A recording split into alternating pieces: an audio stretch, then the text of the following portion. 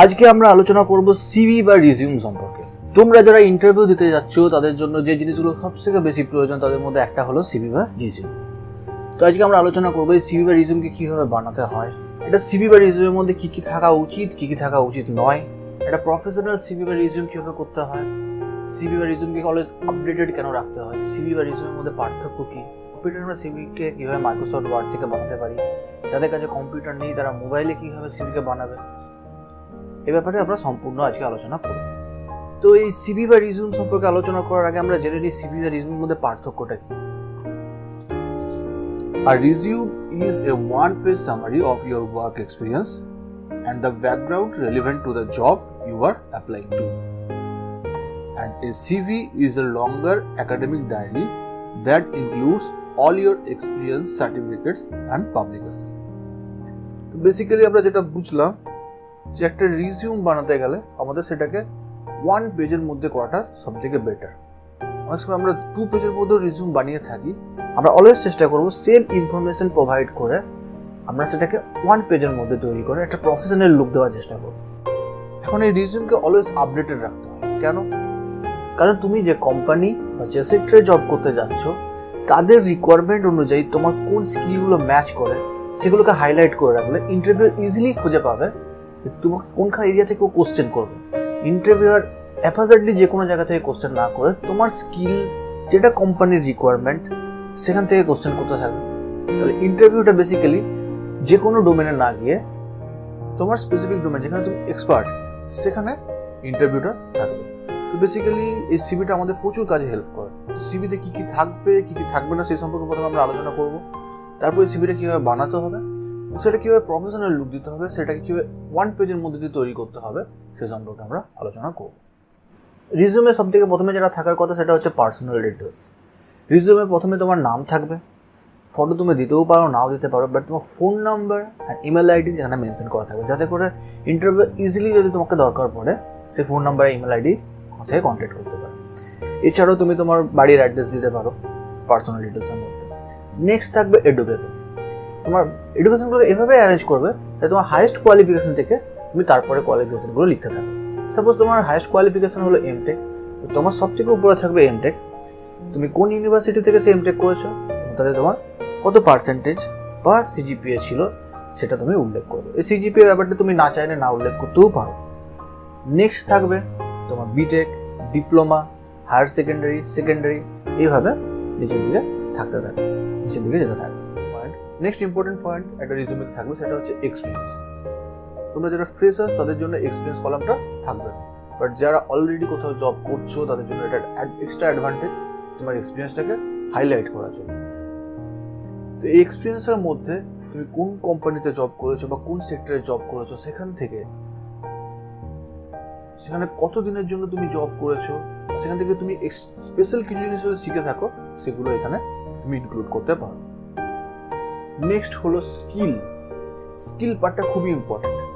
এখানে তুমি অ্যাড করবে সেই পার্টগুলো যেগুলো তোমার রিকোয়ারমেন্ট হচ্ছে কোম্পানি। সাপোজ তুমি একটা সফটওয়্যার কোম্পানিতে অ্যাপ্লাই করছো, তো তুমি কি কি ল্যাঙ্গুয়েজ জানো, সি, জাভা রিলেটেড কিছু জানো, সেগুলো স্কিলের মধ্যে রাখবে।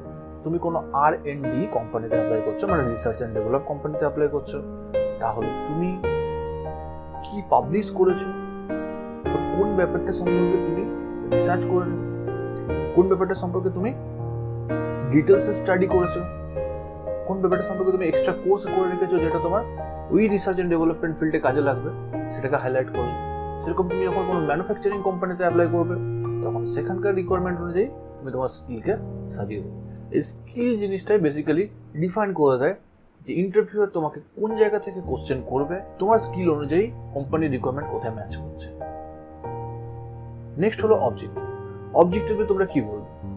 অবজেক্টিভ হবে খুবই কম লাইনের মধ্যে দিয়ে।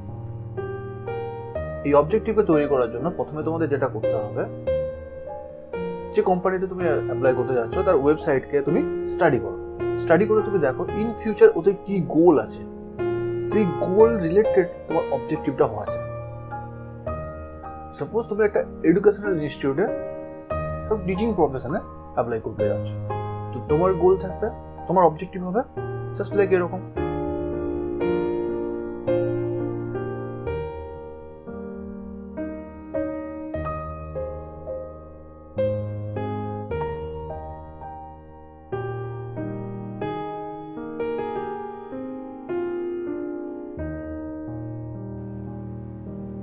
এখন তুমি যদি কোনো সফটওয়্যার কোম্পানিতে অ্যাপ্লাই করতে যাও, তোমার অবজেক্টিভ হবে এরকম।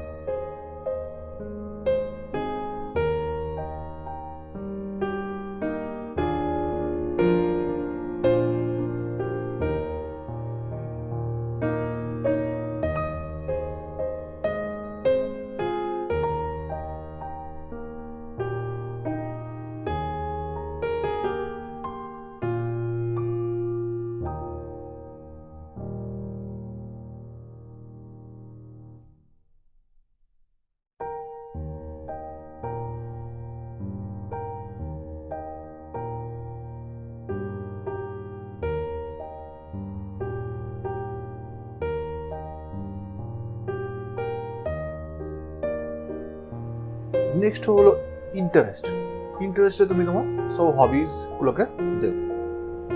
তারপরে পয়েন্টটা থাকবে প্রজেক্ট। তোমরা সবাই ফাইনাল সেমিস্টারে কোনো না কোনো প্রজেক্ট করেছো, সেই প্রজেক্টের নাম থাকবে, কার আন্ডারে করেছো, এবং তার ডিটেলস যতটা সংক্ষেপে দেওয়া যায় ততটা সংক্ষেপে দেবে। তারপরে থাকবে ল্যাঙ্গুয়েজ। তোমরা অনেক সময় এমন কোম্পানিতে অ্যাপ্লাই করো যেটা ওয়েস্ট বেঙ্গলের বাইরে, সেখানে তুমি কোন কোন ল্যাঙ্গুয়েজ জানো সেটা কোম্পানিকে জানিয়ে রাখাটা তোমার জন্য একটা প্রেফারেবল পয়েন্ট। তো তুমি এই ল্যাঙ্গুয়েজের মধ্যে জানাবে তুমি কোন কোন ল্যাঙ্গুয়েজ জানো। নেক্সট হলো অ্যাচিভমেন্ট অ্যান্ড অ্যাওয়ার্ডস। তোমার এই এডুকেশন লাইফে, তোমার এই স্টুডেন্ট লাইফে তুমি যদি কোনো অ্যাচিভমেন্ট বা অ্যাওয়ার্ডস পেয়ে থাকো, সেটা এখানে কোম্পানিকে তুমি জানাতে পারো। অ্যান্ড ফাইনাল পয়েন্ট থাকবে তোমার পাবলিকেশন। তোমার কোনো পেপার বা তোমার কোনো পাবলিকেশন থাকে, সেক্ষেত্রে তুমি সেটা এখানে দিতে পারো। একটা সিভিকে কম্পিউটার মাইক্রোসফট ওয়ার্ডে আমরা কিভাবে তৈরি করব সেটা আলোচনা করার জন্য আমার কম্পিউটার স্ক্রিনে এখন যাব।